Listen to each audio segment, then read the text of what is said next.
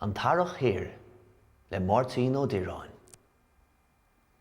Fear ag glanadh cré de ghimseán spáide, sa giúnas thaobh I mrothal lé, bíonn an uaim san tEarrach Thiar.